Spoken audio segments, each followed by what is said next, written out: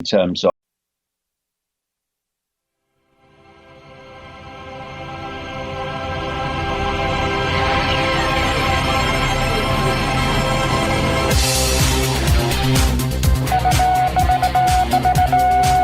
Bespoke radio for the masses.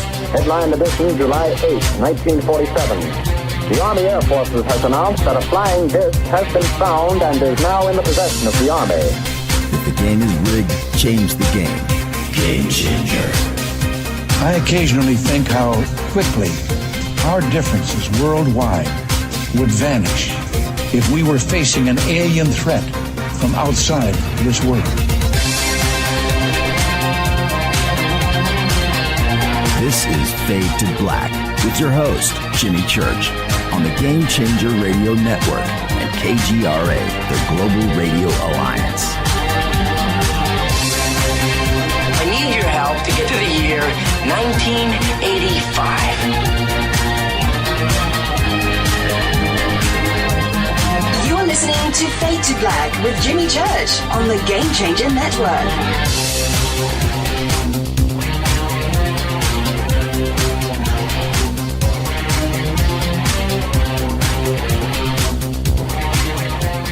Good evening.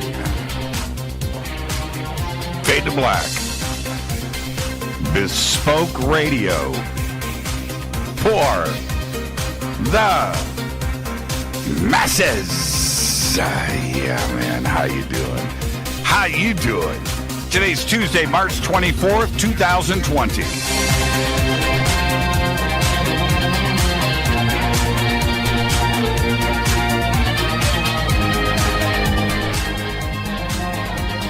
"84 days into the new year.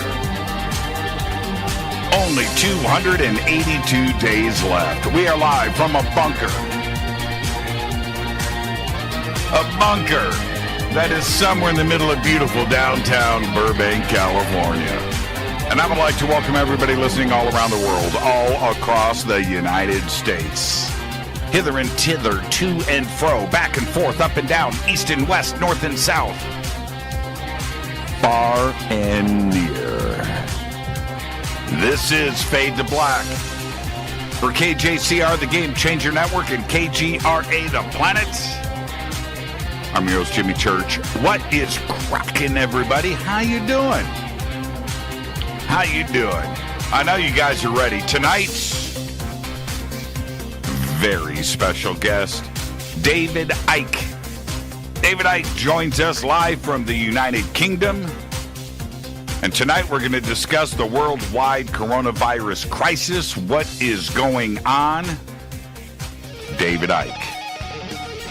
That's right. David is a groundbreaking author and public speaker, describing himself as the most controversial speaker and author in the world. David Icke has written many books explaining his position, dubbed New Age Conspiracism. And his book, The Biggest Secret, has been called the conspiracy theorist Rosetta Stone. It is certainly mine. Today, his books are read all over the world, and his speaking events are watched by thousands on every continent. And tonight, we are going to discuss the coronavirus.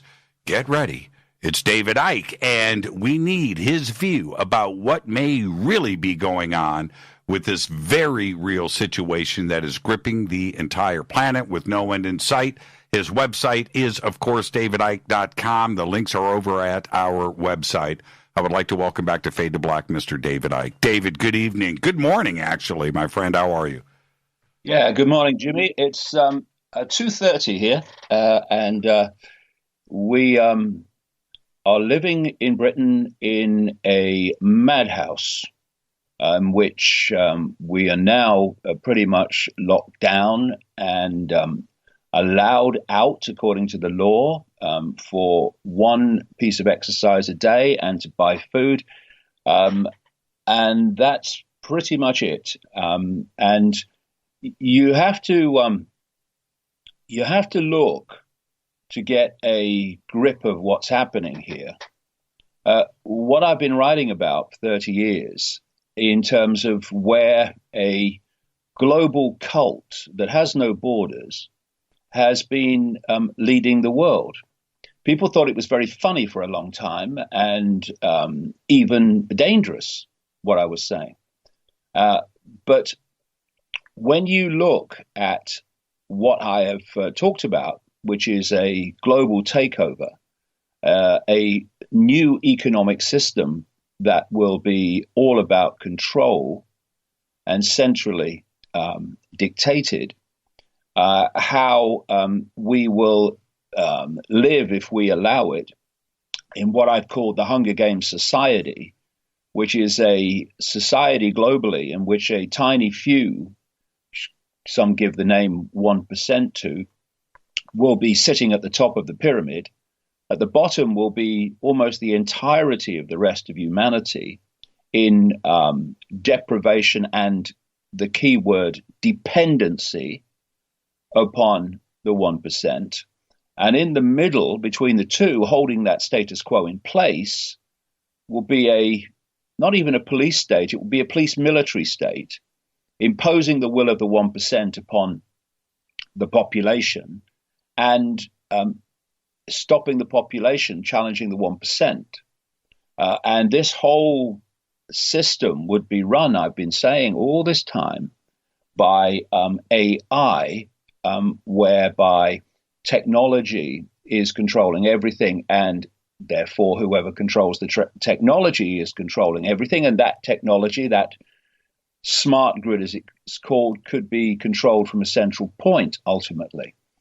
And I've also been saying for decades, and particularly since 2008 and the crash, the economic crash, that there is planned to be an economic crash that you could hear on Mars to destroy the economic system that we have had, which is not, by the way, capitalism, it's cartelism, and replace it with this new system, which I've been writing about for a long time.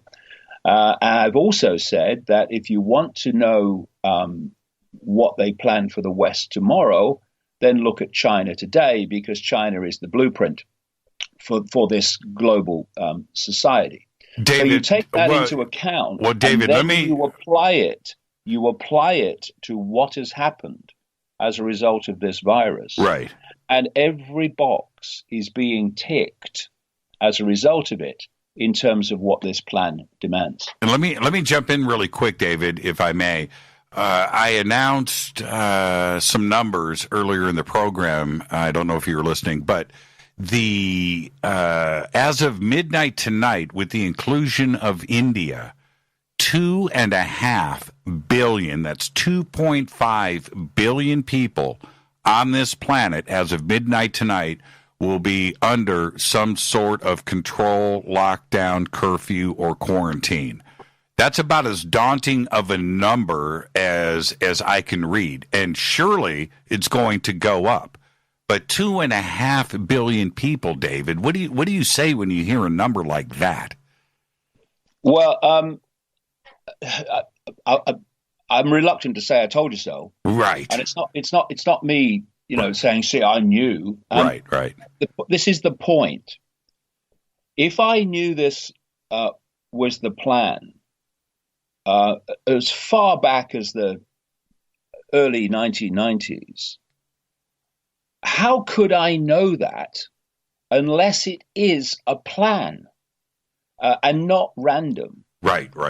So when I say, see, I said this then and I said that then, I'm not kind of just, boasting, look at me. I'm saying if I knew then, it's not random, is it? It's happening by design. And of course, two techniques that I've been writing about again since the 1990s to bring about this Hunger Games society are what I call problem, reaction, solution. Create the problem covertly, blame someone else for it or something else for it, get the population in fear of the problem, demand that you do something, or at least be open to you doing what you want to do. And then stage 3, you openly impose upon the population through laws or militarily, through law enforcement, whatever, the solutions to the problems you have covertly created. And the other one that goes along with that is the totalitarian tiptoe, as I call it, whereby you start at A and you know you're going to Z, but you go in steps, and every step is projected as unconnected to the other steps until you look back and see how far we've come step by step towards this very totalitarian state. Globalization is what? It's the centralization of global power in every area of our lives. This globalization is just a name for this agenda I've been talking about. And more and more and more, as the years and the decades have passed, indeed as the centuries have passed, because it goes back a very, very long way, you've seen this incessant centralization of power. We've gone from tribal groupings to national groupings, which were lots of former tribes now centrally controlled. And in Europe and other places, we've gone, like in the European Union, we've gone to a central control of lots of nations. And then you've got all the trade groupings and what have you, which are also ways of centralizing power over many different countries. You've got the United Nations, through which this is increasingly being channeled. And so these things are not random. And it's when challenges come and when things happen in the world, the challenges in and of themselves are unpleasant and have unpleasant consequences for people, which is very sad. But it also does something else in a positive way. It gets people's backsides off the fence. Because, I said many, many years ago, Jimmy, this has got to get real bad and real far down the road before it so impacts on people's lives that they stop and say, hold on a minute. Right. Let me just pause on the game show. Let me pause on the latest crap from Simon Cowell. Right. Let me pause from believing the propaganda of CNN and MSNBC and the BBC, etc. And let me just look again at what's happening, because what is going on? And there are enormous numbers of people who have bought the official story of what's going on now. But there are enormous numbers of people, new people, who are now reassessing everything because of what's happening. People look at this virus and they think health.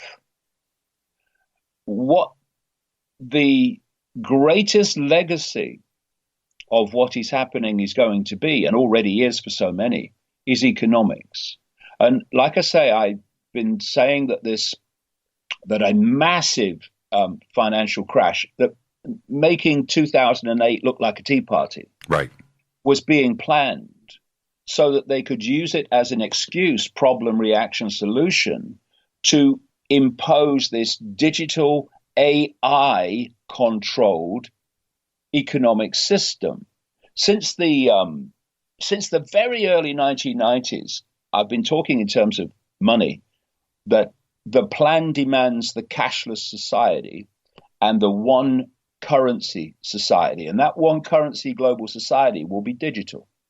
The mopping up of individual currencies by the European Union, where the lira and the franc and the peso all kind of were disappeared for the euro. These were, as I said at the time, these are stepping stones to this one world currency. And, I said, Jimmy, that this situation we're facing now ticks every box. What did the World Health Organization, which was created by this cult to create a central point to dictate health policy and perception of health, and is headed currently by a complete crook called Tedros, who was a health minister in the Marxist regime in Ethiopia and was exposed 3 times for covering up cholera epidemics there. So this is the man who's now telling us what we should do in relation to this virus. And what was one of the things he said? And whatever comes out of Tedros's mouth is this cult speaking, by the way. He says, avoid cash because that's on the virus. Yes. Yeah. So, Let me stop right there for a second, because if I'm going to go full conspiracy, right, and jump in with both feet, and I do it too easily, when that started to propagate, right? Don't handle cash because of coronavirus and it can stick on cardboard and paper. I saw the writing on the wall. Today, when it was announced that part of this stimulus package, they were talking about checks being mailed, and now they're talking about digital currency being sent out, and that the stimulus will be on ATM cards to avoid cash. And I got to tell you, David, it's one of those things where I want you to be wrong, right? I do. I don't want you to be right. I want me to be wrong. Right, I wanted me to be wrong for 30 years. Unfortunately, that's not the case, as we can see with events. Right. And they're talking about doing this now. This is not something that is going around in the fringes of conspiracy circles. This is being discussed openly in the public about making these changes to a digital currency. Is that the point where we go, hold on a minute, wait a minute here, we need to do a reset on this whole conversation?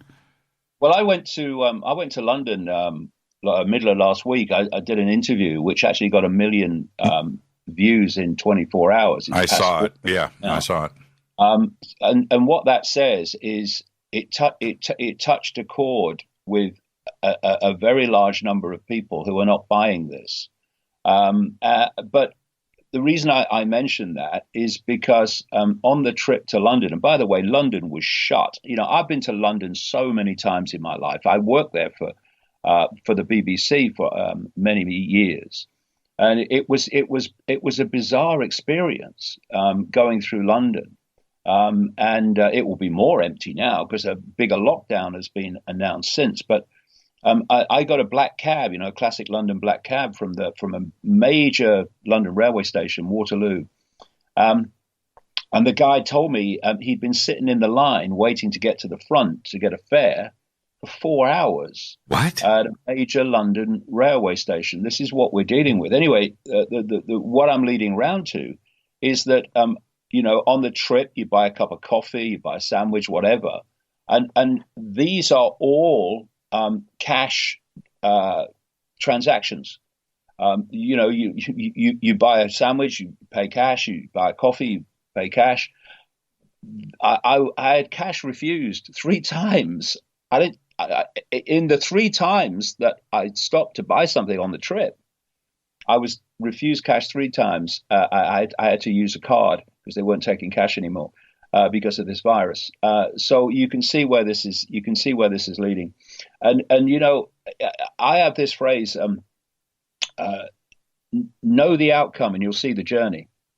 If you know what the outcome is planned to be, the journey to that outcome, day by day, and changes in the world, is so easy to see. If you don't know the outcome planned, then they seem to be random events. And so people will look at this virus who don't know the background, and they'll say, oh, this is just a virus, or we've been unlucky. And then I look at all the boxes being ticked in terms of the plan as a result of this virus, and I just see the coordinated outcomes leading to the ultimate outcome, which in overwhelming terms, I would say, in terms of this virus situation, is a dramatic change in the world economic system. And a couple of other things, Jimmy. I talked a few minutes ago about the Hunger Games Society and how most of humanity would be in the bottom of this pyramid in virtually complete control and dependency upon the 1% that would control the money, of course, and who gets it and who doesn't. And what is going to be, even now, never mind weeks to come, even now, what is going to be the result of what has happened?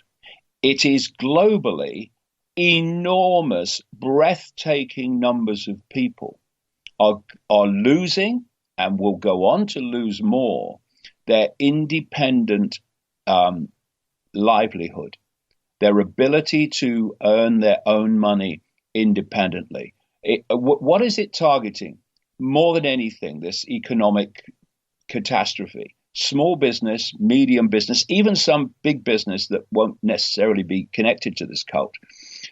That's what it's targeting. And one of the things I've been saying over the years is this Hunger Games society is not meant to have small business. You can read this in my books from years ago. It's not meant to have small business and medium business. It's meant to have everything controlled by mega, centrally controlled corporations that control everything. And we have a classic example of exactly what I'm talking about with Amazon. Amazon is a classic cult Hunger Games society company that controls everything. How many small businesses has that destroyed alone? And then you go to another side of it, which is very important and something that people really need to be extremely alert about. And that's the solution. What is being talked about is more and more, as with the cashless society, as a result of this, is the so-called guaranteed income.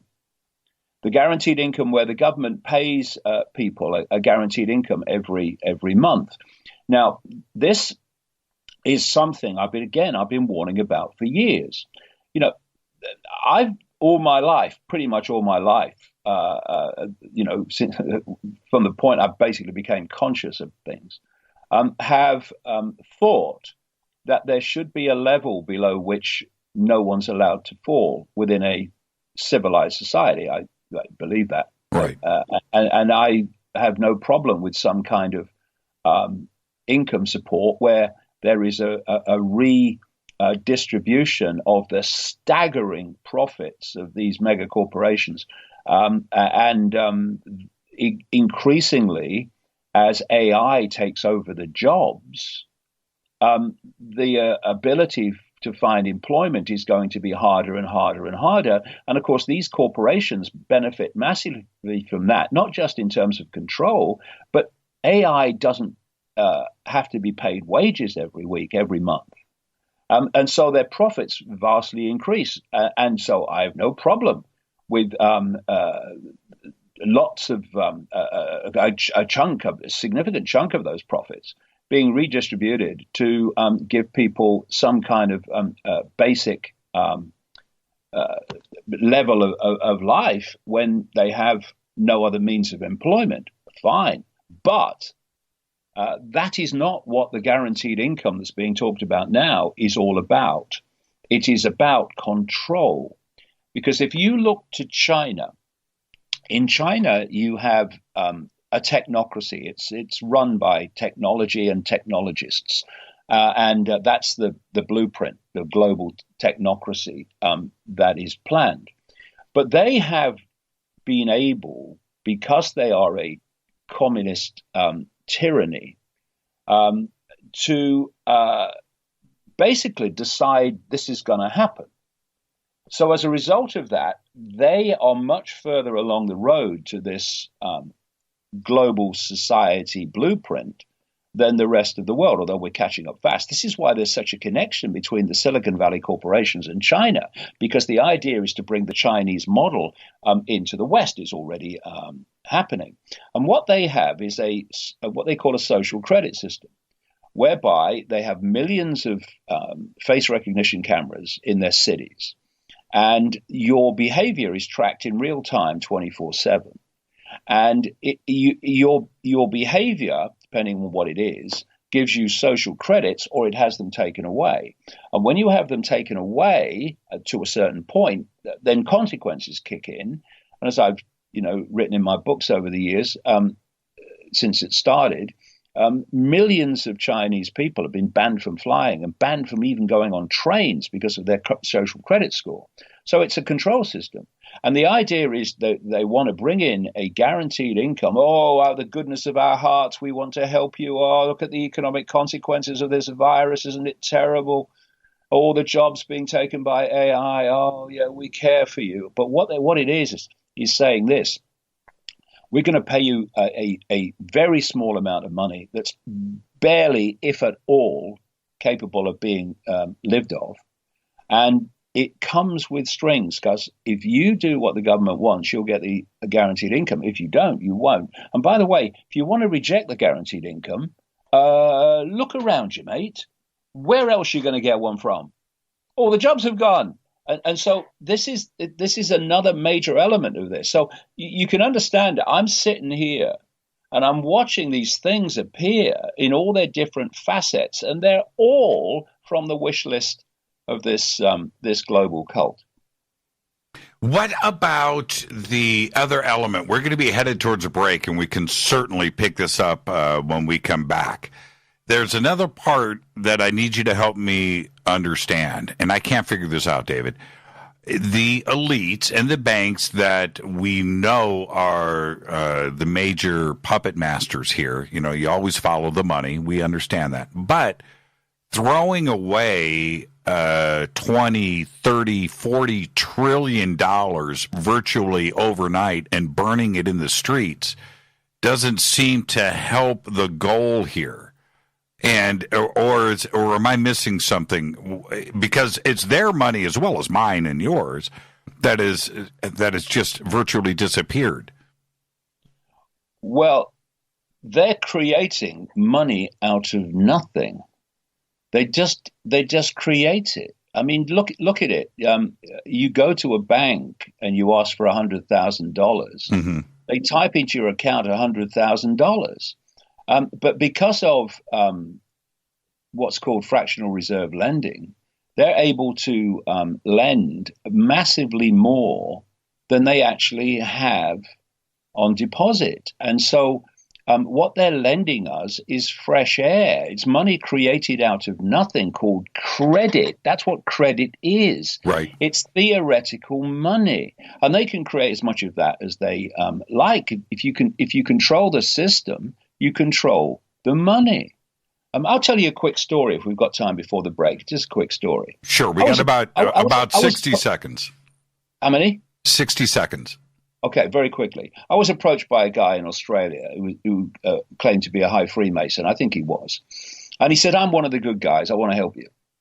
And I said, oh, really? I got him into conversation. I thought, yeah, we'll see where this goes then. Go on. He says, oh, we need to get you some money. I said, what do you mean by that? He said, oh, we'll give you a credit card. I said, so how does that work? He says, well, you put the credit card, like in an ATM, whatever, and you put in a code and money comes out, but it's not registered as coming out. And I'm thinking, what? He said, yeah, we do it all the time. So, there are two economic systems, mate. There's one that we, the rest of us, work with, and there's one they work with. And what they're doing is destroying the one we work with to bring in one that gives them total and utter control. Because without cash, you go into a store and your credit card, your microchip as it's supposed to be, the person in the store says, sorry, the system won't accept your card. At the moment, you pay cash. When cash is gone and that computer says, oh, it won't accept your card, you have no other means of purchase. It's all about control. That's what the cashless society is.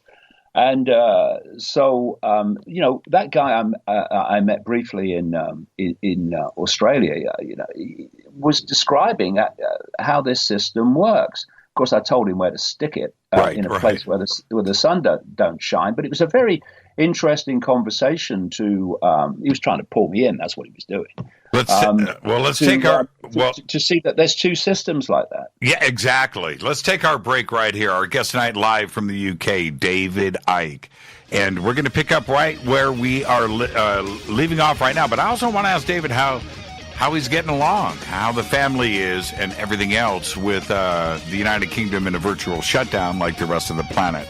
I'm your host, Jimmy Church. This is Fade to Black. Stay with us. We'll be right back.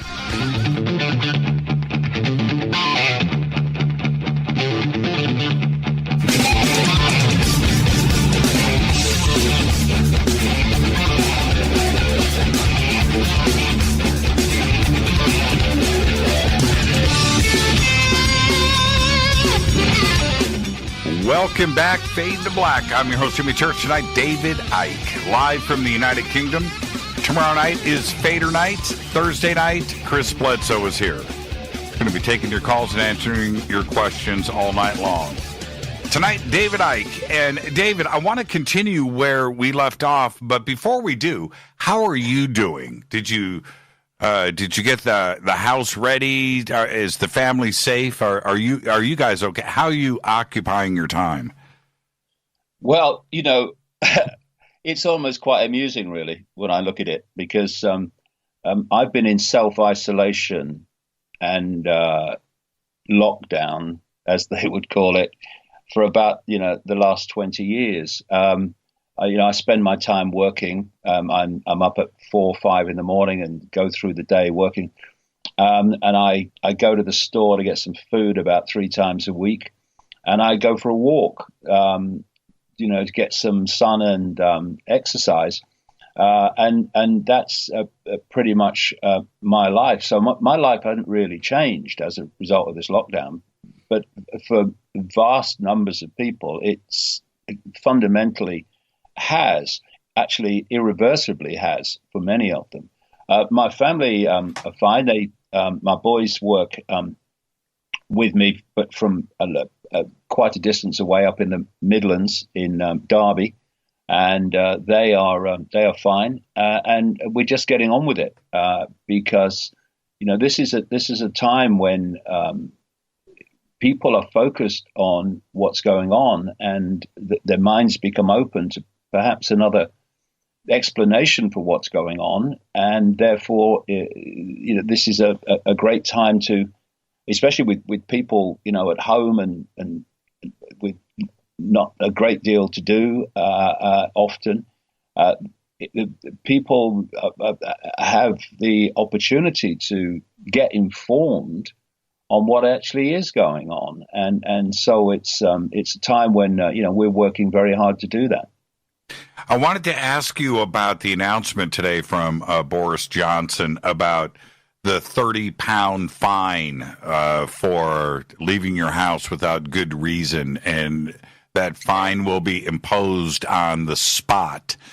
And in a weird way, I see it as good news that if the virus threat is real and people do need to stay at home, okay, I get it. People ignoring this and going out, there's that part of it. Then the other side says to me that this is a way to start moving forward with real control. What did you make of the announcement when it happened? Well, it's the totalitarian tiptoe. Right. I've been saying since this started to appear in Britain, and I think it was in Britain a lot earlier than people imagine. I'll come to that in a second. But that this was going to lockdown. How did I know that? Because there's a global script. That's why. And different countries reach that point in different time scales as the excuse to do it circulates. And so it's lockdown. And then from lockdown, it's actually we're going to fine you if you go out when you shouldn't. And on it goes. The tiptoe just goes on getting more severe. And in terms of Boris Johnson, and I think it very much in terms also of Trump, from what I've seen, is that they really don't want to go down this road. We have professional soccer just in suspended animation. It just stopped. There is none. And Boris Johnson didn't want to do that. He said that the science advice he had is that wasn't going to be a very significant thing to do in terms of the virus. But the football authorities then shut it down almost immediately after he said that. So he didn't shut that down. And, what you've got this cult, and it is borderless. It operates in all the major countries that dictate the direction of the world. And it does have politicians that serve its interest, absolutely. But overwhelmingly, it's what I call the permanent government, the permanent government that's always there, no matter which party or president or prime minister is in power. If you look at whether it's this party or that party, you look back with hindsight and you'll see that the world continued in the same direction pretty much. The rhetoric may have changed, a bit of emphasis may have changed, but pretty much the world went on in the direction it was going, irrespective. And that's because the world is dictated and countries are dictated by the permanent government. In fact, we now have a phrase that's emerged to describe what I've been describing since the early 1990s. People call it the deep state. The deep state is only part of the permanent government, but it is very, very significant because it controls the military and the intelligence networks and government administration, etc., and law enforcement like the FBI. And that's where the agenda comes from, through to the here today, gone tomorrow politicians. So you've got someone like Boris Johnson, who came to power in December with a massive majority. And he had his economic policy where he wanted to go. And suddenly this comes along and completely destroys it. And obviously, he's not stupid. He knows, just as Trump knows, that the more you lock down, the more you are going to destroy the economy in a way that's irrecoverable in terms of what it was before, and that he's going to have to oversee that. They don't want that. Trump's trying to get elected this year, Jim. Right, Jimmy. right. So he is pushing back on it, and Johnson was pushing back on it. But imagine you've got people around you from the permanent government, the dark suits, and they're saying, Mr. Prime Minister, Mr. President, if you don't do what we say has to be done, i.e. this Orwellian lockdown, then this number of people are going to die and you are going to get the blame for it. And where do these figures come from that are terrifying people? They come from computer models, the same computer models that have completely misread previous viruses that were going to be this global, nightmare that turned out not to be. By the way, what happened to Ebola in terms of the West? What happened to SARS in terms of the West? MERS. You know what I mean? Right. But so the same computer models. Computer models are what is dictating policy on human-caused climate hoax, because that's what it is, an absolute hoax. And if you look at what is being demanded for a solution to the climate alleged danger, and what's being brought about by this virus alleged pandemic, in terms of, we're all going to die, they are the same. When you look at what they're calling for to respond to the dangers to the climate, it's a whole new economic system. They're both speaking from the same script. The alarm bell should be going off all over the place. So when you're faced with that, all these people are going to die. Our computer models say so, even though they're talking nonsense. And when I say enormous numbers of people, I mean some of the figures are just ridiculous. And I'll tell you something about that in a second. And you're going to cave eventually, almost certainly. And Johnson has caved now, and he's just following the script of the permanent government. And just in terms, Jimmy, of this virus and its danger, 98% of people, something like that, recover from it. According to mainstream medicine, 80% of people who get it have, this is a quote, very mild symptoms. Then you have the next group who have moderate symptoms, leaving a small group of older people and people with other health problems that are in danger, as they are in danger from influenza and what have you. In 2017, 2018, according to Centers for Disease Control and Prevention figures, 45 million Americans got the flu. 61,000, I've seen figures as high as 80,000, died from it. Why weren't we locked down then? Why wasn't America locked down then?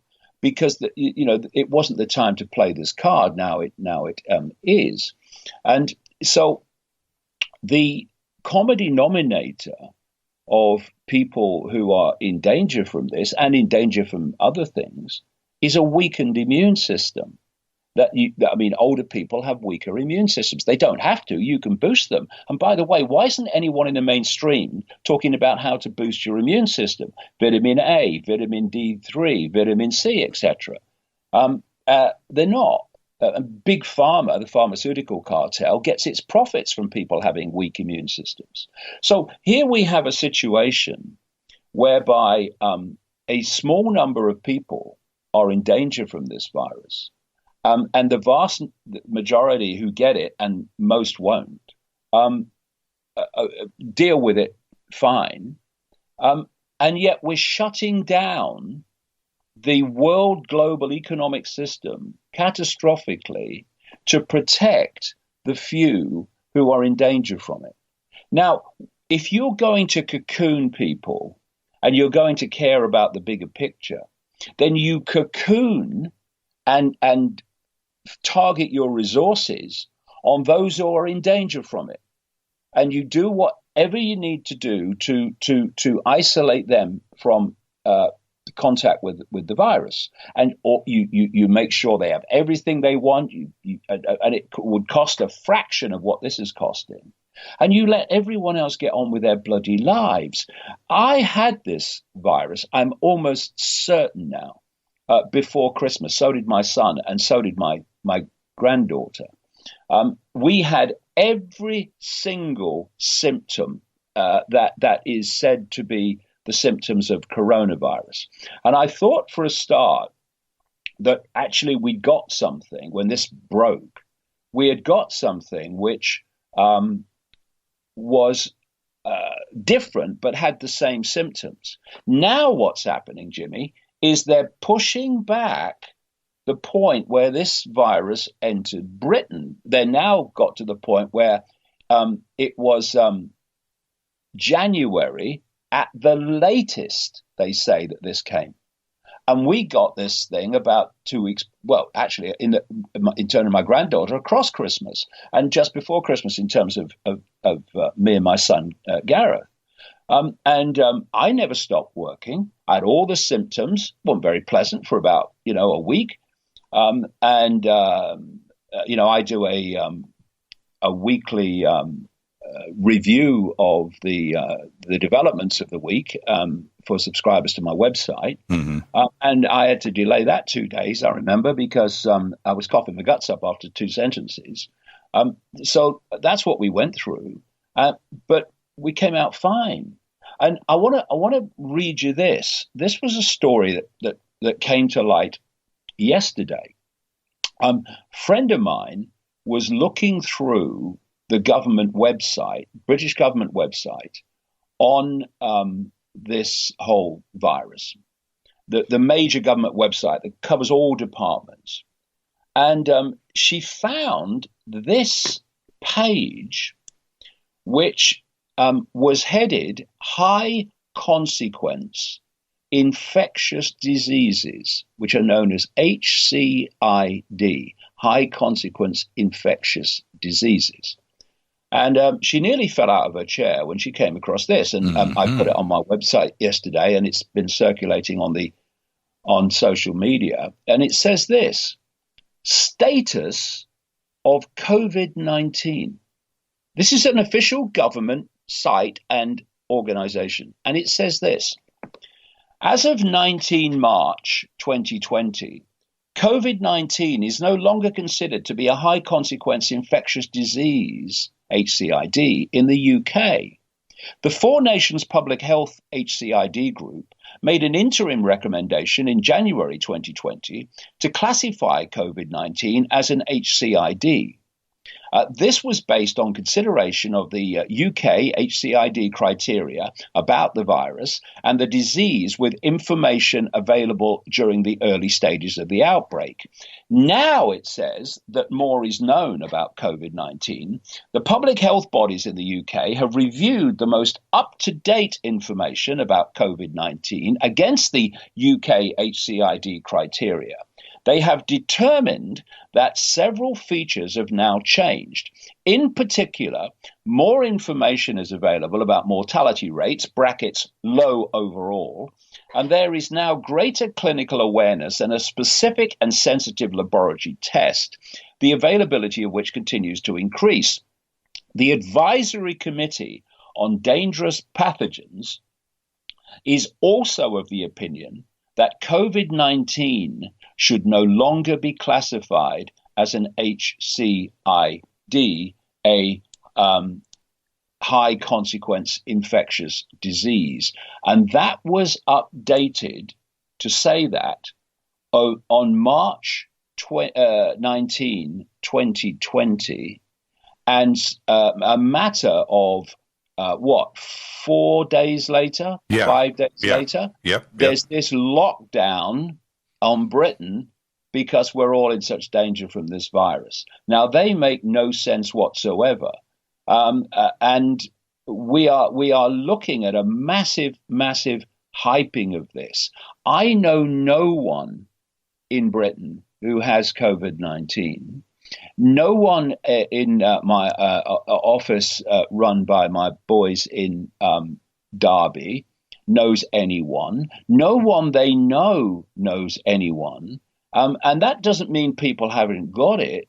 It means the way this is being hyped and promoted by the media is just ridiculous. Do you know, Jimmy, I turned on the radio the other day to a station in Britain called Talk Radio, mainstream. And I actually heard the presenter say, "This is the greatest health crisis the world has ever seen." And I'm thinking, does that include the Black Death that wiped out up to 60% of the European population? You know, is that included there? And so when you take a breath and you look at it in a more considered way, and you get out of the survival mechanism responses, you start to see that this is actually not the genocidal virus that even some in the alternative media are claiming it is, which ain't helping. It's not a genocidal virus. If it was, people of all ages would be going down like ninepins. In fact, the overwhelming ones, the common denominator is a weakened immune system. Do you know, these are official figures, Jimmy, from the Italian Health Service. 99% of people who've died in Italy from this coronavirus had 1, 2, 3 or more other health problems, which meant their immune system was on its feet, on its last legs, holding on to all these challenges it was having. And then it was hit by this and couldn't cope. But if you've got an immune system on any way on active duty, it just casts it aside. I'm coming up 68. I had all these symptoms. I never stopped working. Weren't very pleasant, but I never stopped working. And you got on it. Gaz never stopped working, but you know he had unpleasant symptoms, but never carried on working. And so this hyping is driving the fear, which is allowing the solution to be unfolded with lots of people, nothing like all, but lots of people supporting it. Because when the survival mechanism kicks in, you lose the ability to think straight. This is what panic buying in the stores is all about. You know, I have to survive, and if me surviving means you don't, well, fair enough, because I have to survive. This is how the survival mechanism works. Sure. And the survival mechanism also plays out in the sense of if it thinks that draconian measures will increase its likelihood of survival. It will support them and demand that they are imposed on everybody. So this is what's being manipulated with all this, the survival mechanism of humanity, this innate fear that so many have of death and fear of the unknown and all that stuff. This is used all the time to manipulate our behavior and reactions. But when you bring your perception out of the survival mechanism into the thinking parts of the brain, that the whole thing starts to look different. What do we do about the reality side of it, where it feels like a science fiction movie playing out, but it's for real, right? Right? It is. Yes. What do we do with that part of it? Because I understand what COVID-19 and coronavirus may or may not be. I have a pretty good grip on that, David. But like you said, I still have to go shop for my family. I'm still king of my castle, and I'm going to the markets with empty shelves. That part of it is very real for not only myself, but for a lot of people on this planet. That's the part that we need to deal with today. Yeah, but the thing is that you see, and by the way, I'm not saying they don't have viruses that are genocidal. I'm sure they do. They have a population cull agenda. What I'm saying is this, unless there's mutations, this is not it. The goal of this, overwhelmingly from the cult's point of view, is to destroy the world economy, and so they can put their one waiting in the shadows into place. That doesn't mean that people won't die from this. People are dying from this. But, let's just put it into perspective. Every year, on average, 17,000 people in Britain die from the flu. In 2014, it was 28,000. So if we were dealing with those figures now with COVID-19, I mean, crikey, what the hell will be happening? And this happens as a matter of course every year. So we just need to take a breath, keep calm, and look at this from a calm perspective, and it will look different. Yeah, I mean, I go to the supermarket about 3 times a week. I'm fine. I've just changed what I eat because I'm just eating what basically other people don't seem to want. Which are short time sell by dates, and I buy stuff like that all the time. So I don't buy long term sell by date food, which is the stuff that's basically going. But this cult may be sick beyond human imagination, sick, and psychopathic beyond human imagination, psychopathic. But it's very clever in the way that it understands the human psyche.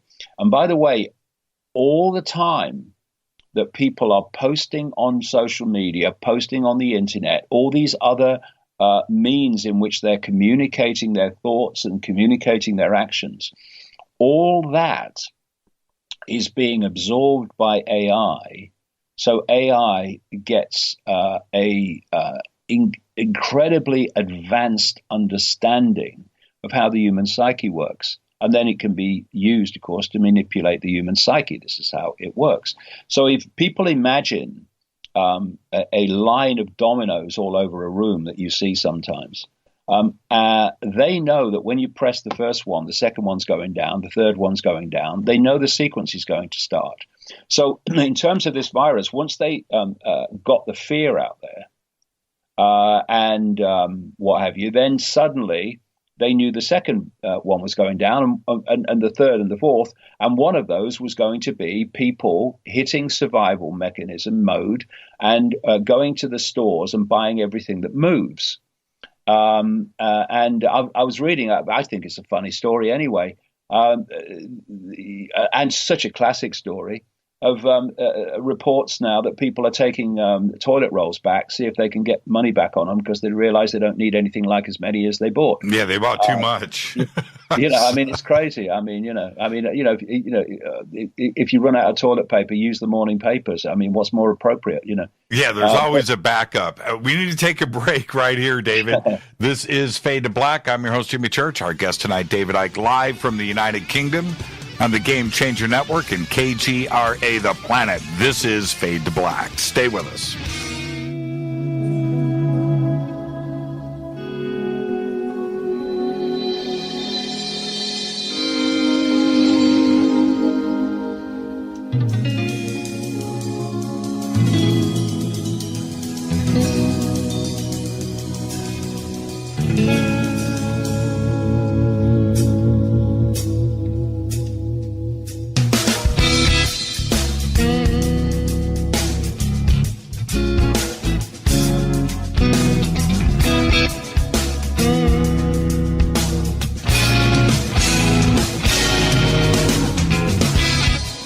Welcome back. Fade to Black. I'm your host, Jimmy Church. Tonight, David Icke is with us live from the UK. And I've got a little update. Hey, David, check this out. Facebook's AI definitely does not like you. I don't know why. We stream out on 10 or 12 different platforms, and the stream going to Facebook, which is always solid, we've restarted it 5 times. Everything else is fine, but they just keep blocking your stream. It must be your name in the title. Yeah. The thing is that when you kind of appreciate how this cult works, how it's a global web, things start to make total sense. See, if you're going to control billions of people, you have to they want to connect the human brain to AI, and then they'll control direct. But up to that point, before that point, you have to control through their perception, because their perception becomes their behavior. And behavior comes from perception, and perception comes from information received. This is why they want to dominate the narrative, because they want to program people's perceptions of reality over this situation and any other situation. And so the Silicon Valley giants, your Facebooks and your Googles and your YouTubes owned by Google, and your Twitters, all these people, all these companies are owned by the cult. People like Brin and Page at Google and Wachowski at YouTube and Zuckerberg at Facebook, they're not running those companies. Ultimately, they are fronts for those companies. And the real power is in the shadows. And so you dominate the narrative through your mainstream media, but there's also a problem with another narrative which might give people another perception possibility that you also have to deal with. And that's what all the censorship is about. I did this video with London Real last Wednesday. Within 24 hours, it had passed 1 million views worldwide. And suddenly you couldn't find it on YouTube. When you put in keywords, and up came a lot of my videos from the keywords. And at the top of this list was someone who seems to be obsessed with trying to undermine my work. Emphasis on the trying. The man's an idiot. But he had 1,000 views at that time. But he was at the top of the list of keywords for my videos. Right. And they've sorted out the algorithms so that whenever that video of mine comes up, he is the next video that follows it. I mean, it's unbelievable. It's so blatant. And I went to the, where they say videos by viewing numbers, and that they had the viewing numbers, and where the video was that I did on the coronavirus, it jumped from one number to another, and that video wasn't there. And it's so blatant what they're doing. They are trying to control the narrative. Now, this tells you something. Whenever anyone is trying to stop other explanations for something, it means that the people involved have no confidence in the credibility of the narrative they're pushing. I have no problem with other people having different opinions to me because and different views and perceptions to me because I'm confident that I have enough backup information to support what I'm saying, and that information will stand up to scrutiny. But if you have a narrative that you know won't stand up to scrutiny, you just stop the scrutiny. If you can't win a debate, then you don't have a debate. That's what political correctness and canceling people and deplatforming, as they call it, is all about. It's shutting down the debate, whether it's transgender or climate change or whatever it is. You see, if you have a different opinion, then you are shut down, or they attempt to shut you down. Why? Because they know they can't win the debate on the facts, and they can't win the debate on the facts over this virus either. And so they're shutting down the alternative opinion. And you see, 6 weeks before this virus became publicly known, there was a simulation run by the World Economic Forum, which is the 1% Fest organization that meets in Davos every year. That's right.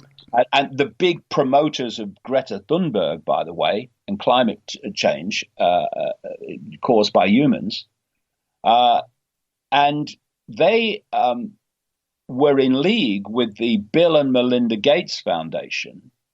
If Bill Gates is pushing it, it's bad for humanity. That works every time, virtually. Even if it seems to be good for humanity, when you know why they're doing it, you realize it's bad for humanity. This guy is funding the whole wish list of this cult through this foundation. I want to let me jump in for a second. I want to back up to what we were talking about, which is the AI monitoring world reaction. And I feel, I'm sure you're seeing the same things, that although we're facing this economic situation, that there is has been a general uplift of humanity, of kindness, of helping neighbors. Suddenly wars don't matter. That's been removed from the headlines. The helicopters that run 24/7 over Los Angeles with searchlights chasing criminals, that's virtually done. Can you imagine, David, here in Los Angeles, a city with no sirens and police helicopters? That's all ended. What does the AI do with the reaction of the world that it is now a kinder, gentler place? Because it appears that the criminals are scared of coronavirus too as well, and everybody's staying at home. The thing to remember, Jimmy, is this is temporary. You know, they'll go back to those things. You think amnesia is going to kick in? This is temporary. Yeah. Well, right. I mean, you look at how much kinder people are to each other around Christmas often. Oh, compliments of the season. Rest of the year, they won't even, acknowledge you in the street. So, we shouldn't judge a situation by the temporary nature of it, because they'll go back to that. This is a particular situation they've created to advance their agenda in a giant leap.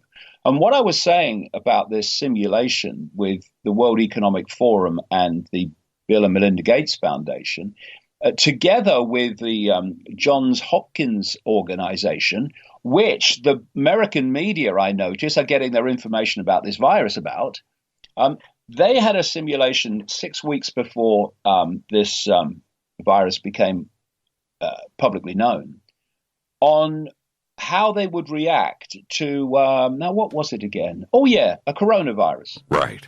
And you can see it on, it was called Event 201. You can see it on the internet. It was recorded. And these people are talking about how they would react to this pandemic, which was already probably running in China by then. And certainly was very soon running publicly in China and then around the world.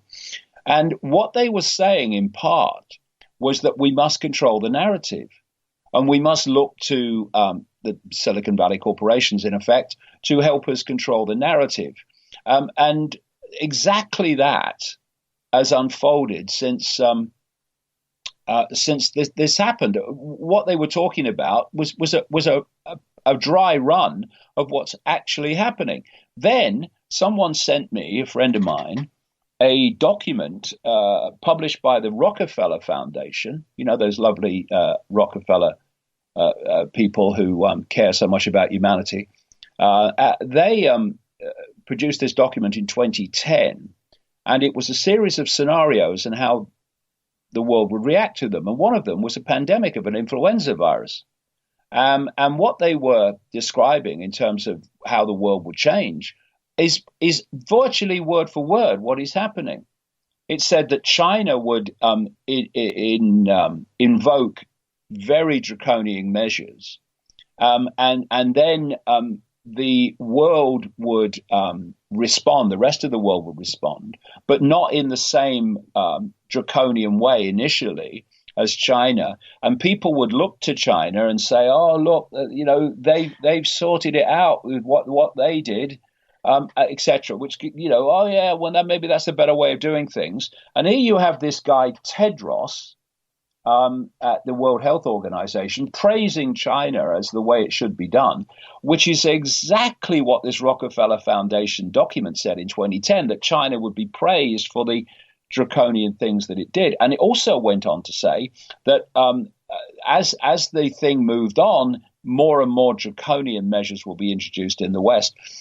So these things are not happening by accident; they're happening by design. And if you think about it, once you kind of put a virus out there, and I think this has been dropped in a few places. I think Italy's got a much more virulent version of it, and they then react to it, especially with all the hype through the media, and it takes on a momentum of its own.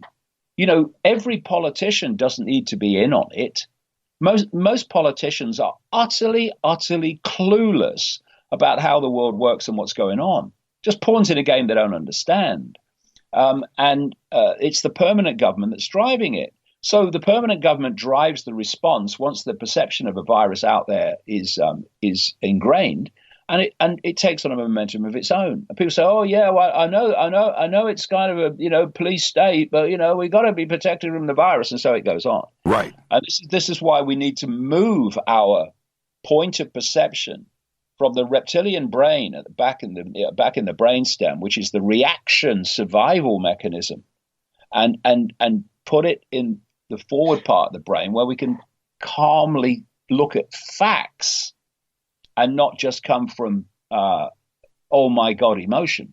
Well, what do we do, David, with the published numbers, not only from the WHO, the World Health Organization, but independent sources too as well, which show if the trend continues right now, I'm just talking about hard numbers, and this is what the public sees. The United States is going to overtake China next week with total numbers here. And at that point, the population of the United States is going to be forced into a reaction no matter what our president says or wants to do. The numbers are presented them in a very pragmatic black and white fashion, where it was a big deal in China. Now we've passed China. Now it's a really big deal. We need to do something. What do we do about that? Well, again, if you react to the projected numbers from the survival mechanism, you will go, "Oh my God, we're going to die, do anything. But if you then bring it to the thinking part of the brain, you say, well, hold on a minute. How do we know the number of people that have been diagnosed with coronavirus actually have it? But they are overwhelmingly diagnosing on symptoms, but those symptoms are the same as other things that people get, particularly in the winter. So how do you know that they've got this or got that? You don't. And this is this lady Deborah Blix, who is the coordinator of the White House coronavirus response team organization. She said last week that in South Korea, where they have possibly more than any other country in the world had mass testing, she said that 96% of people that were no, she didn't. She said 96% plus of people who were tested in South Korea tested negative. They were tested because of symptoms, and they were found that the symptoms were coming from something else because it wasn't coronavirus because they didn't test positive. And then she said, and our testing so far in America is about the same. And then you have the Library of Medicine, the U.S. Library of Medicine, doing a study about and publishing it on their website about the number of false positives in terms of coronavirus diagnosis. And the numbers, the potential numbers of what are false positives are vast, massive numbers. None of this appears in the mainstream media. And that's the Library of Medicine in the United States. And so we see the numbers, but what do the numbers actually mean except that they're numbers? You know, it's like that scene from Notting Hill, the movie, where the character is Gina Roberts is asking where this guy's house is, and he said, "Well," she says, "Look, give it me in yards." Right. And okay, over this coronavirus, give it me in yards. Don't give me numbers. Show me that those numbers relate to people having coronavirus, because you don't know that. You are assuming. The symptoms are so the same as other illnesses and diseases that people have that you cannot take these numbers on face value. In fact, you can't take anything that the system says on face value, because it's trying to manipulate you into a certain perception so you will react with a certain behavior. So we need to look at the facts and not just accept what these people say. And if we do that, then things don't look the same as they do if you react with emotion only. Now, I don't do politics on this show, as you know. We've discussed this many, many times. But I do the conspiracy of politics, and I enjoy that.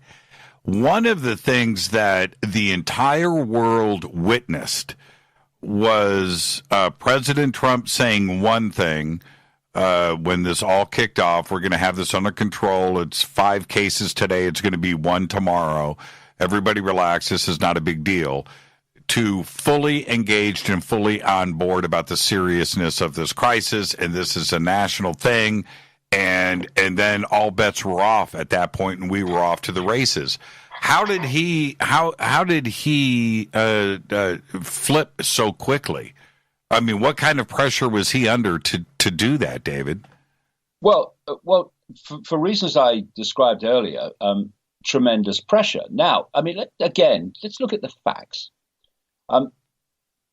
There is some kind of virus circulating, yes, and it is contagious, yes. So you're going to have numbers increase, but for reasons I've just mentioned about how do you know it's coronavirus if you're not testing for it, maybe the size of the numbers come under question, but according to the mainstream system, 80% of people get very mild symptoms, some not even any symptoms at all. And then you've got others with moderate symptoms. And then you've got this small number who are in danger from it. And they're the ones, like I say, that all the resources and all the cocooning should be focused upon. And so the numbers are going to increase and until it flatlines. And this thing will start flatlining when this cult thinks we've done enough to shift the psyche. We've done enough to destroy the economic system that we're going to get what we want now. Now we can flatline it, and that you'll see that happen. I think there are other elements involved in this, technological, like 5G, that are very, very important to appreciate. But then, as this happens, you've got the situation that Boris Johnson has faced. Look, Mr. President, look at the numbers going up, and lots of people are going to die. Our computer models say so. The figure could be as high as so and so and so and so. Pull it out of the air, just make it big, and you are going to be blamed for it if you don't do this. And even so, even despite that, I was watching just before I came on air with you. I was watching a clip of Trump in the very recent, hours, in which he's still pushing back to an extent on the fact that these lockdowns have to go on for a long time. We've passed legislation in Britain, or we're in the process of passing it now, which basically suspends democracy. And I think the window before it has to be renewed is about 2 years. Suspends democracy. The government is giving itself powers where it can do what it bloody likes. And so these things are not happening to protect the population. I've said in the last few days, give you an example in Britain. You'll know the situation in America. In Britain, people in the generations that are now elderly, they lived through a world war. They lived through economic deprivation. They've worked all their lives and paying in taxation and goodness knows how many other means into the system. And at the end of their lives, they are given something called a pension. When you get to a certain age, you get a government pension. The government pension is a pittance, and it makes most people, during the winter months particularly, have to choose, elderly people, between whether they're going to be warm or whether they're going to be hungry. They have to eat terrible food because that's all they can afford. They can't afford to boost their immune system with nutrients because they can't afford to buy them, and no one's telling them they need to anyway. Mm-hmm. And they're sitting there in the winter, in the cold, frightened of putting the fire on because of the energy bill. And now we are being asked to believe that the same system that does that to old people is shutting down the world economy irreversibly in terms of its present structure, right, to protect old people. It's an insult to the intelligence. And when the system is telling you it wants to protect you, it's time to run for the hills because it doesn't. What do we, the other element of this is the recovery time. David, we got about 3 minutes before the break. The recovery time of the economic devastation. I'm talking about the layoffs, the hotels, the service industry, the bartenders, the restaurants, the production, the factories that are shut down that are going to have to restart. The list is a mile long, as you know. In every country. In every country. That process is going to take forever, in which everybody's going to suffer, and certainly the money's got to come from somewhere. But when we talk about the elderly and the way that everybody's affected, and them who we're talking about protecting right now are probably going to be last on the list, and they're going to be hit the hardest. Yeah, and a lot of people will be dying not from the virus, but from the economic deprivation that follows the government reaction to the virus. Something else is going to happen, of course, and that is that wages are going to be driven down because the job market is going to be colossal with people looking for jobs. People are losing their homes. Never mind their just basic income. They're losing the roof over their head. How many more homeless people are there going to be? Oh, and that will be good for their health, won't it? Right. As a result of this, literally all over the world. So this is a scam. I'm not saying there's no virus. I'm not saying that some people are not dying from it who have overwhelmingly compromised immune systems. But to destroy the world economy and to bring that mayhem upon the world for a virus which 80% of people have very mild symptoms or no symptoms is absolutely insane. And what you're doing, you see, is your economic reaction, which the great vast amount of it will go to these corporations. Do you know the Anti-Defamation League, the massively funded Israel Front in America to shut down dissent against or criticism of Israel, is demanding a bailout from the government because of coronavirus. So this is going to be a pig trough for the corporations and the elite. And but even on that sense, we're going to do this money, or give this money, these loans, whatever, loans which have to be paid back, of course. And if you haven't got an income, how are you going to do that? But it's targeting all these people. And so it is so thin. Whereas if you just cocooned those who are in mortal danger from this virus, it would cost a fraction, and it would all be focused upon the people that are in danger and not across the board, where it's going to basically make no difference whatsoever to the lives of the vast, vast majority. I've got to take a break right here. Let's get that in. Our guest tonight, live from the United Kingdom, Mr. David Icke. I am your host, Jimmy Church. This is Fade to Black on the Game Changer Network and KGRA, The Planet. Stay with us. We'll be right back.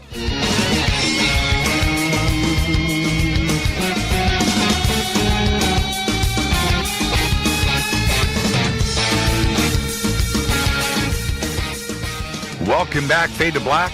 I'm your host, Jimmy Church. Tonight, David Icke, live from the United Kingdom. Great conversation. Man, I always learn. I get my learn on when David is on the show. Tomorrow night is Fader night. Open lines all night long, so you want to get ready for that. David, I want to shift gears. Not shift gears. I'm going to stay in the same direction. But there are those out there that are equating what is going on to like a fake alien invasion, right? A way to freak out the entire planet, and that there is something else much more sinister going on here. And then my mind wants to actually blend these two ideas together and think that maybe that's exactly what is going on, that it is completely orchestrated. And the other part is, does E.T. have any play in this at all? And I'm just trying to make sense out of this. And right now, every theory and idea is on the table for me. Oh, well, of course, I've been writing about this for 30 years, nearly, in terms of the non-human element to this. This cult is a vehicle within human society, within our band of frequency that we operate in, to manipulate humanity for a non-human force that's described in endless ancient documents, books, legends. Christianity talks about demons. Islam talks about the jinn. The Gnostics talked about the archons. the Zulus talk about the Chitahuri, and so on and so forth. Right. There's a non-human force that's behind this, and the secret societies and the satanic organizations, they are in their, well, the satanic organizations in totality, but the secret societies at their core are interacting with this non-human force. And, I pointed out that, or asked the question, what do you think artificial intelligence really is? Oh, yes, there's a level of it that's algorithms, but then you have learning AI, which learns from information received. And then you have other levels of AI, which are actually a form of consciousness. And this non-human force in its prime form does not take form. It's just a form of awareness, a very imbalanced, distorted form of awareness. It is seeking to assimilate human consciousness into itself. Because one of the things that this force doesn't have, because it is basically what we would call AI, just as the cult personnel, the inner core cult personnel, they're not actually human. They are too a form of biological AI. May sound fantastic, but they are. And this is the reason why they do not have empathy. This is why they're psychopaths. What is the top trait that a psychopath does not have? Empathy. I'm sitting in front of a computer now. If I use the computer to send out psychopathic diatribes and attacks, or I send out information that makes people feel, emotionally hurt, will the computer that is the vehicle for doing that have any emotional response? None at all. It will just do it because it's a computer system. It's a software program. And this cult in its core form is a biological software program. That's why it has no emotion. It has no emotional consequences for its actions. And empathy is the fail-safe mechanism of behavior. If you have empathy, if you can put yourself in the feelings of those you are affecting, that changes the nature of your behavior, because you're getting an emotional consequence for what you're doing in the form of empathy. When you don't have empathy, there are no limits. These software programs we call the elite, they don't have emotional consequence, and so they have no limits on what they will do. The mayhem and the suffering that they will cause with what's going on now has no emotional impact on them, just as it will not have any emotional impact on the computer that I'm sitting in front of. So it is a non-human and a this world phenomenon. What one is interacting with the other. Who do people think the Satanists are actually interacting with in their rituals? They're not interacting with no one. They're interacting with another force that is very, very disturbed and very, very distorted in its perceptions.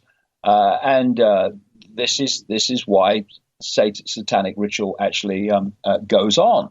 And what they're doing is, and I'm going to bring this round to this virus in a second. Sure. What they're doing is they're creating what I've been writing about for decades and describing as a technological sub-reality, which is a technological, people call it the cloud, electromagnetic sub-reality, to which the human mind is going to be connected to via AI. They're already talking about the year 2030, which is a year that comes up in all directions from this cult, 2030. So you are a mind incarnate in this reality, but that is only one level of you. You are a point of attention within an infinite state of awareness. And if you open your mind literally and let expanded levels of yourself come in, you see reality in a completely different way. Instead of being mind only focused and being in this world and of this world, all your perceptions come from this world, then when you open your mind and expand your consciousness, you are in this world on one level, but you are not of this world in your perceptions of it. What this cult wants to do, and has been working to do for a long time, is to disconnect mind, incarnate mind, five sense mind, if you like, from expanded awareness. And so it's creating this technological sub-reality through technologically generated electromagnetic fields. The latest level of it we call 5G, which has phenomenal implications for humanity, both, quote, physically and psychologically. It's already happening. Instead of you connecting to expanded awareness, you connect to this technological sub-reality, which then feeds you your perceptions. This is what the brain connection to AI is all about. And so we have had this explosion now, increasingly so, of 5G around the world, which operates in the millimeter band and is extremely destructive and can deliver whole perceptions to people. Now, I want to read you a quote. It's by a guy called Arthur Furstenberg, who is the author of a book called The Invisible Rainbow, A History of Electricity and Life. And what he does in that book is he charts, as part of it, the physical health reaction to changes in the electromagnetic field caused by the introduction of different levels of technological radiation, like radar and stuff. And he shows in the book that major epidemics, quote, pandemics, like Spanish flu in 1918 and others that followed, Hong Kong flu and all the different names they give them, have followed dramatic changes in the Earth's magnetic field caused by technological radiation changes. And this is the quote. And remember, this quote is from 2018, before coronavirus in its form now, and before 5G. Every time we have dramatically changed the properties of the Earth's magnetic field, it has had dramatic effects on health down here on Earth. Now, what has happened immediately preceding this coronavirus? The introduction of 5G, which takes the whole impact on the human organism to stratospheric levels, even by standards that have gone before. And while this virus is unfolding, we are seeing psychopaths, and that's what he is, like Elon Musk, getting permission to get to put 1 million antenna on the ground to interact with the tens of thousands of satellites that he is in the process of sending up through SpaceX to beam 5G at the Earth. He is creating, he's the front man to create this ultimate, well, not even ultimate, because they want to go to 6G as well, but this massive step into this technological sub-reality. And on the base level, the body is an electromagnetic field. It's a wave field of information. And this technological radiation, 5G being the massive next step, right, it is sending out electromagnetic waves of increasing power. This is impacting on the wave field of the body, which plays through to the physical levels of the body as we perceive them. And one of the massive impacts that it has is unraveling the immune system.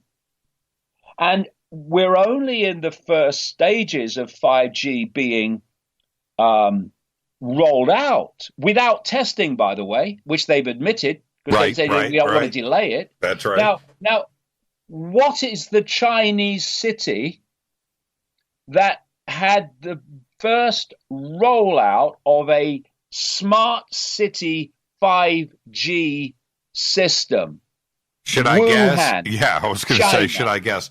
And in the preceding period before all this started, we have a British company, among many others, as well as Musk, who are sending out these satellites. We're having the astronomy world saying it is destroying our ability to see the heavens because of all these satellites, and there's tens of thousands to come.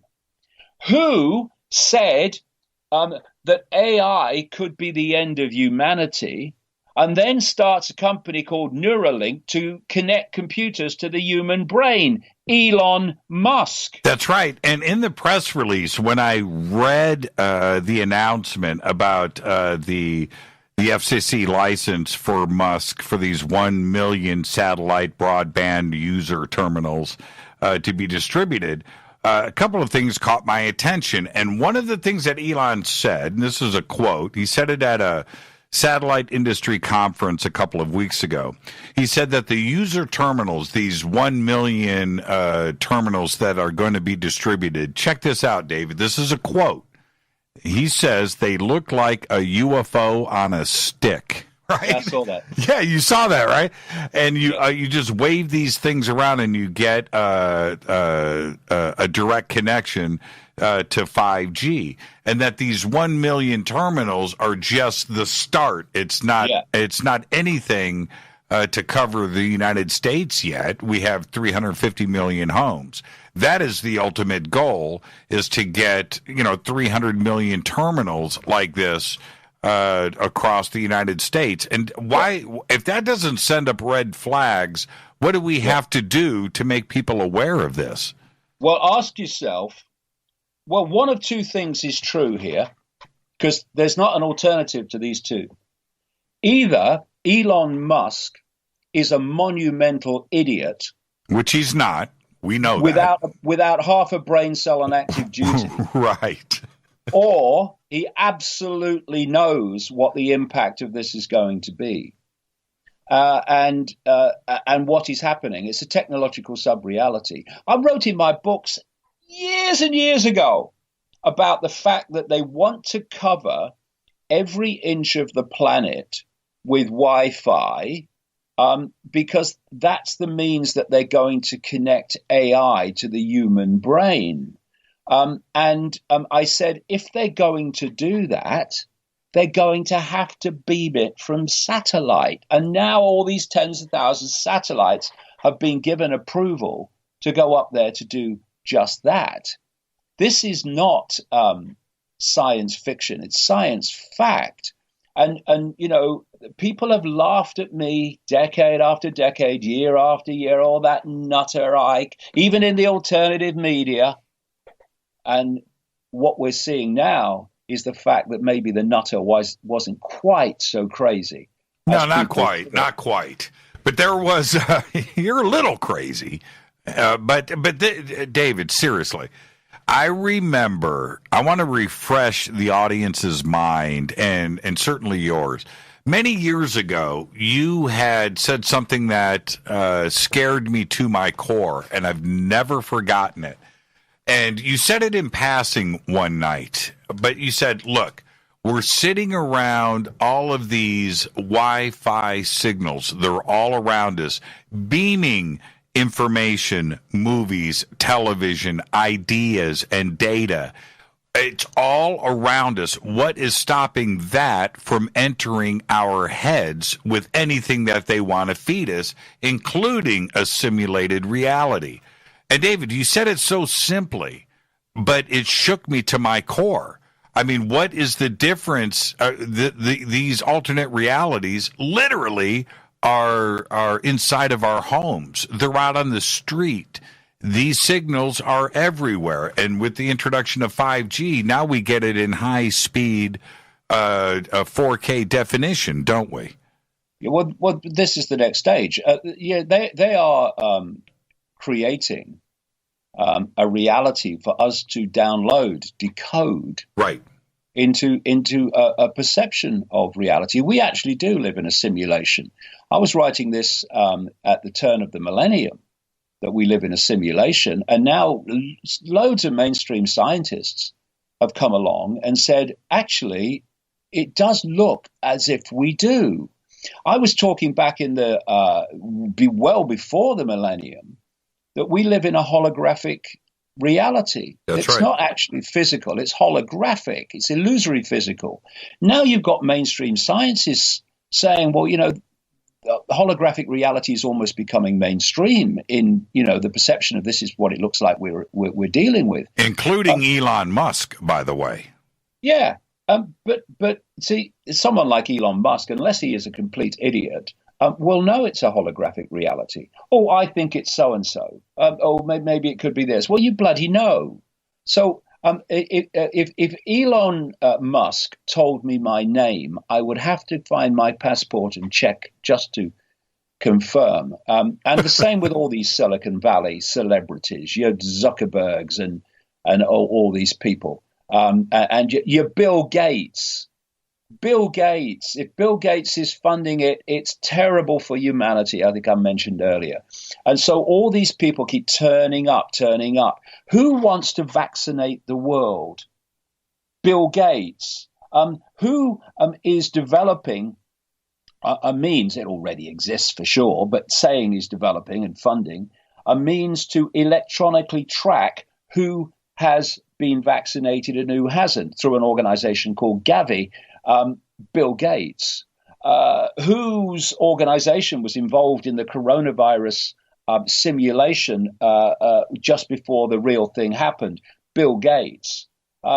Gates, your Musks and all these people. Do you know, I talked earlier about the fact that the system that they want globally, just as they have in China, is known as a technocracy, which is it's fascism, quote, communism, in the way it plays out in terms of tyranny, but it's actually run not by elected people or not by political dictators so much as by bureaucrats, technocrats, scientists and engineers. Elon Musk's grandfather was the head of the technocracy party seeking just such a society in Canada in the 1930s. Is that right? Is that another coincidence? Is that Something right? tells me it's not. Is that right? I'm trying to think of the guests that we've had on talking about technocracy and the movement that happened back in the 30s. I've got to reach back out to him and ask him about this. I did not know that, David. Yeah, his grandfather was the head of the technocracy party in the 1930s. And now he's involved with SpaceX, in Tesla, and Neuralink, et cetera, in all the areas that are creating this ability to have a technologically AI-generated technocracy. And by the way, this whole thing with Elon Musk and electric cars, which are being justified by we must save the world from climate change caused by humans, which is actually not the case. And they are simply a stepping stone. You see, this smart grid, this technological sub-reality, is meant to have every area of human life controlled by AI, including travel. So at the moment, you get in a petrol-driven car or diesel-driven car, and you drive to where you want to go. Where this is going is autonomous vehicles, where the computer decides the limits of where you can go. Because if the system doesn't want you to go there, the autonomous vehicle will not take you there. This is where it's leading. Now, autonomous vehicles can't operate with petrol engines, diesel engines. They are electrical phenomena. So this introduction of electric cars is nothing to do with protecting the environment and everything to do with a totalitarian tiptoe towards electrically operated autonomous vehicles. And by the way, in terms of the environment, people should just check out the impact in the Congo, in Africa, on children of the digging up of the resources that are necessary, not just for electric car batteries, but also for the technology of smartphones and smart technology. Just look at the environmental catastrophe that's happening there and the human catastrophe, which is feeding the resources necessary for Tesla and Apple and all these companies. It's catastrophic. It's disgusting. It's beyond human. It is psychopathic. And we have this green movement, this climate cult, this woke mentality that's being played like a stringed instrument, demanding all the things that the 1% wants while claiming it is challenging the 1%. It is pathetic. And it's about time that mentality, which of course has taken over the Democratic Party in America, looked in the mirror and asked itself a few questions.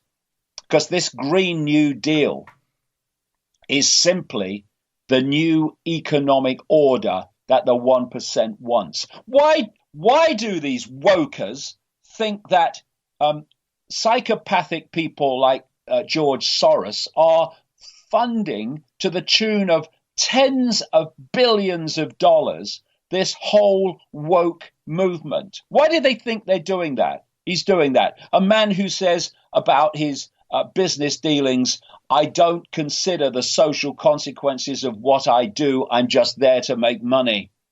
Why is he funding this woke mentality worldwide? Because he's out of the goodness of his heart, right? Out of his empathy for the rest of humanity, his kindness, his kindness. Hey, David, let's take our break right here. Oh, by the way, the technocracy expert and author was Patrick Wood. He's very good. Yeah, Patrick's very good on technocracy. Yeah, he's amazing. Let's take our break right here because when we come back, David, we need solutions, and I'm going to get those out of you next. So you just stay right there. This is Fade to Black. Our guest tonight, David Icke, live from the United Kingdom. What an amazing conversation tonight, but everyone expected that, didn't you? I'm your host, Jimmy Church. This is Fade to Black on the Game Changer Network and KGRA The Planet. You can follow me on Twitter at JChurchRadio. You can follow David at David Icke. And we've got all the links in our Twitter feed. We'll be right back. Stay with us.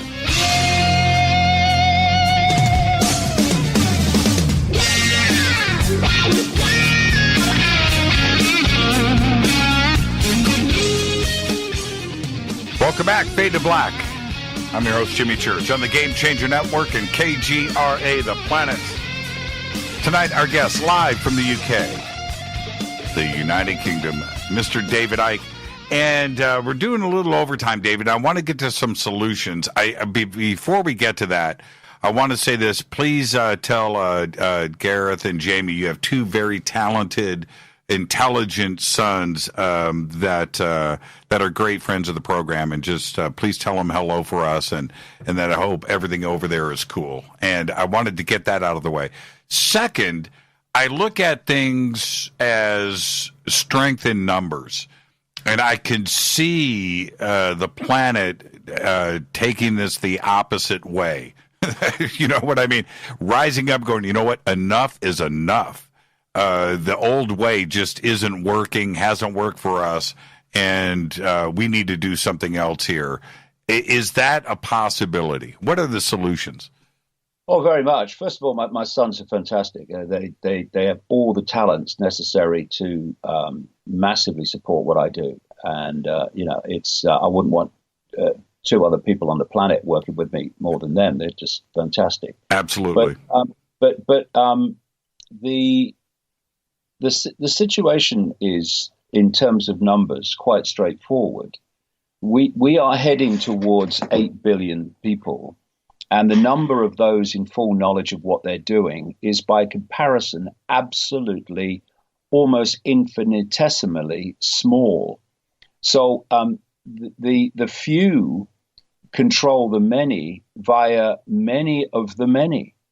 If you are running law enforcement and dictating law enforcement, you only have to control those positions in law enforcement that are making the decisions. When you look at a pyramid system of an organization, say the FBI, whatever, you only need to control very few key positions to run the system, because everyone's just taking orders from everyone else. This is how the few in the pyramid structure control the entire pyramid. People below them, at different levels, give orders to different levels, and everyone carries them out. But the orders ultimately are coming from a tiny few at the top. So we can acquiesce, or we can say, no, we're not doing that. And when that happens, everything changes. You see, I have this, well, it was actually a personal story. It actually happened. I was standing a long time ago by this field, and this enormous flock of sheep started coming down towards the gate. And the guy standing in front was the shepherd, had one of these sticks in his hand, and they were following him, all of them, very large number of sheep. And those that kind of got slightly out of line, the sheepdog, symbolizing fear, was barking them into line. And they all went down and they went through the gate, just as they did every other day, bar, bar, bar. And I stood there and I thought, well, I'm looking at the human race here. And what happened, or what would happen, if loads of those sheep started going off in different directions and refusing to follow the one in front and not succumbing to fear from the sheepdog, very quickly, the shepherd and the sheepdog would have lost complete control of those sheep. Where would they start? They're going off in all directions. Right. And all they've done is decide that they're not going to follow the narrative anymore. They're not going to behave as they're told to behave anymore. Now, crucial to this is the sheepdog, because the currency of control is fear. This is why this coronavirus situation has become so effective for the cult. It's because it's based on fear. And we come back to this innate fear of death and the unknown, which are actually the same thing. So where does fear of death come from? It comes overwhelmingly from a perception that we are our labels. We are our names, we are our sex, we are our race, we are our religion, we are our life story. When in fact, what we are is consciousness, eternal, constantly exploring forever consciousness. We are a point of attention within the same stream of consciousness. So my point of attention is called David Icke. Your point of attention currently, but it's very transitory in this reality, it's called Jimmy Church. And we will perceive from our point of attention situations in either slightly or very different ways. And that's what we call personality. But if you are coming from the label point of view, then things look very different. You can be in fear. What happens after my labels die? Oh my God. But and therefore you are easy to manipulate with threats to that survival, which you talked about earlier, the survival mechanism. Whereas when you re-identify, re-self-identify with the fact that we are a point of infinite awareness, which can be the size of a pea or infinite in its range, depending on how much we open our minds, then death is seen for what it is. You know what death is? Very simply, it is a transfer of attention. That's all it is. This body focuses our attention on a tiny band of frequencies called visible light, which is what we call the world. We think it's everything we see. It's not. It's just a band of frequency. Right. And when what we call death, that point of attention is transferred from the focus, the myopia of the body, to become what it is, which is expanded awareness, an expression of all that is, has been, and ever can be. And this is what is happening in a near-death experience when people in their millions have described leaving the body and a completely different, massively expanded reality starts to appear. And it's incredibly different to the one they've been experiencing. So all death is a transfer of attention from one reality to another. Now, once you realize that and you're coming from that position, then the first thing that goes is fear of death. Right. Fear of death disappearing means that the ability to trigger your survival mechanisms, except in situations where you need them, like, someone walks in front of your car and you need to whack the brakes on, that disappears, that ability to manipulate you. So in terms of this virus, instead of sitting here shaking, oh my God, what if I get it? And what if this happens and what if that happens? You're at peace with it all because you don't fear death anyway, and it's coming anyway. This transfer of attention is coming anyway, because do we want to stay here forever? I mean, what a nightmare. It's a transitory experience. And what they manipulators want to do, and have done very, very well, is to manipulate us into a perception that we are our labels, because from that we have a myopic vision of our own possibility. We just, transitory labels, and we're going to die. And some people, many people think we just disappear and cease to exist. The body dies, but the consciousness doesn't. Consciousness can't.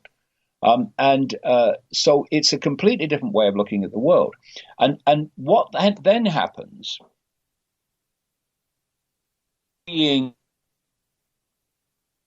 Oh, we lost you, David. Are you there? See, when you're coming from, if you like, the heart, when you're coming from this perception of expanded awareness, the true self, then consequences take on a completely different perception, because you know that this is just a transitory experience, and there'll be another one along in a minute. And so you come from the point of view that I am going to do what I know to be right. And what stops people overwhelmingly doing that in so many situations is, what are the consequences for me of doing what I believe to be right? And that is something that, the process goes, and it's, I better not do it because of the consequences. This is how 8 billion people, nearly, can be controlled by a handful, because the billions fear the consequences of taking on the few via the system which the few run. What will happen? Will I be arrested? Will this happen? Will that happen? Well, I have news for people. If they think it's bad now, they should imagine what it's going to be like in 6 months, a year, 10 years, 20 years, what it's going to be like for our children and grandchildren. And that might concentrate their minds to put aside fear of consequences, right, and do what is necessary to bring this about. I noticed a story actually yesterday where protesters in Hong Kong had knocked down a face recognition camera. Now, you see, the thing is, I'm not telling people what they should do. I'm looking at consequences and how they affect people. But the consequences for knocking down that camera might be ABC. But then look at the consequences of that camera continuing to do what it's doing. Right. So whichever way you look, there are consequences. Every action has a consequence, nice or not so nice. So, but if we're actually comparing the consequences of refusing to cooperate with the system now, it's just one way of doing it, and the consequences of not doing that, the consequences of not doing that are infinitely greater and more appalling than taking action now. Let me ask you this before we wrap tonight. I think this is a very important point that we need to discuss, which is this an example of entropy playing out by its purest definition, where we were organized and lined up 100,000 years ago, right? Everything was simple. We moved into this technologically advanced society that we can't control.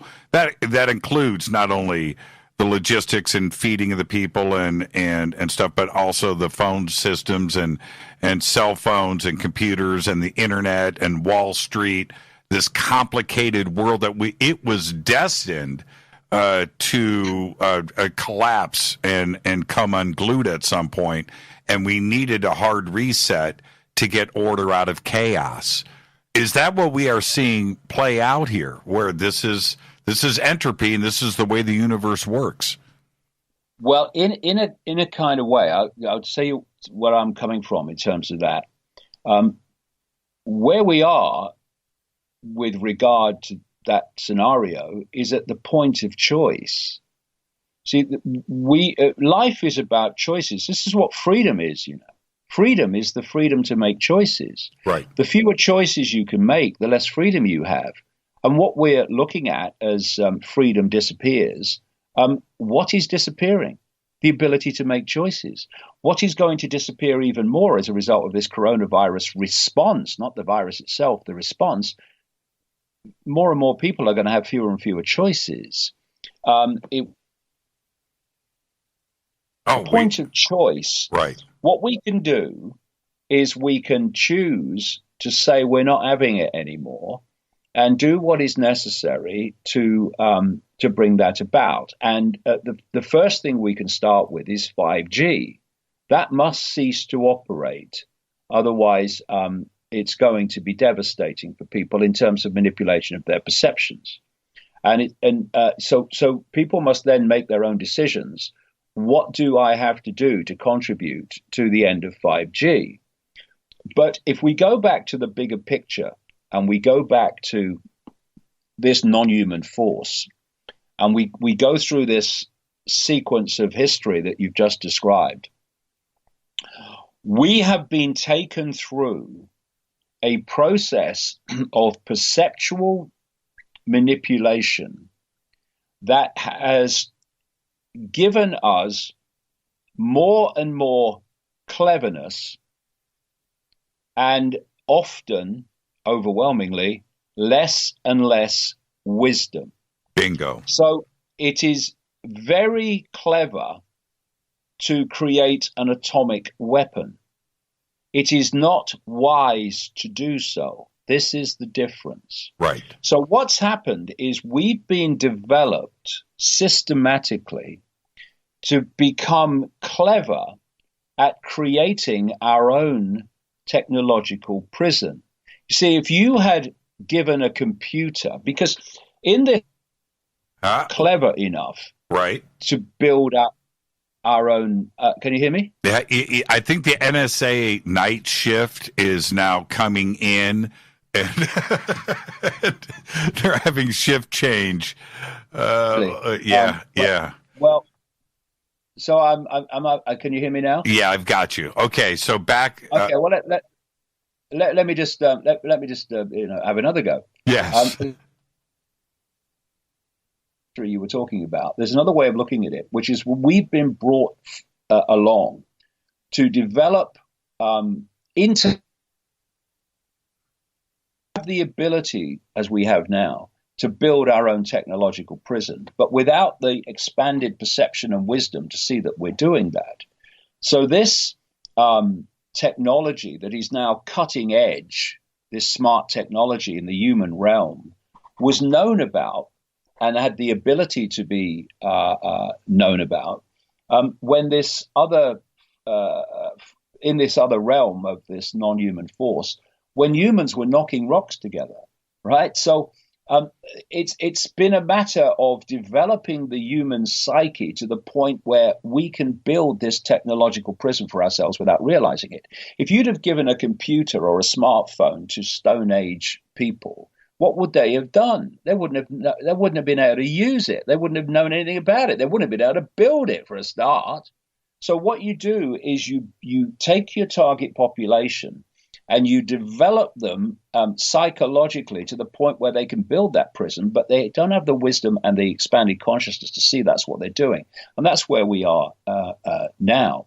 And so this entropy that you talked about actually is being systematically manipulated to reach the point where the human psyche can be connected to AI. And although, you've got this core of this cult that's driving this, there's vast numbers of people in Silicon Valley and other technological centers of the world who are not connected to this cult in any way, shape, or form, but they're building this stuff and helping to develop this stuff.